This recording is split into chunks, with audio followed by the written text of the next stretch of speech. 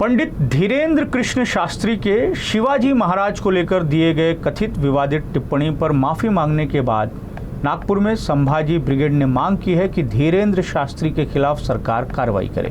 Brigade का कहना है कि केवल माफ़ी मांगने से कुछ नहीं होगा, सरकार को धीरेन्द्र शास्त्री के खिलाफ कार्रवाई करनी चाहिए। धीरेन्द्र शास्त्रीने माफी मागून चालणार नाही, त्याच्यावर महाराष्ट्र शासनाने कायदेशीर कारवाई करावी।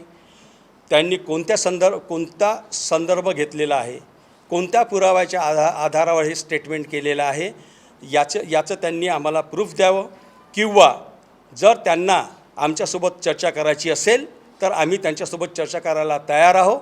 आणि त्यांनी केलेले जे आहे वाक्य आहे हे केवळ माफी मागून चालणार नाही, त्यांच्यावर कायदेशीर कारवाई झाली पाहिजे, ही आमची पहिली आणि मुख्य मागणी आहे। त्यांनी त्यांचाच व्हिडिओ एकदा दोन तीनदा पुन्हा पाहावा, किंवा त्यांनी आम्हाला जर चर्चेला बोलावलं तर त्यांची जी व्हिडिओ आहे, क्लिप आहे, ती आमच्या जो सेव्ह केलेली आहे, आम्ही तो व्हिडिओ त्यांना दाखवू।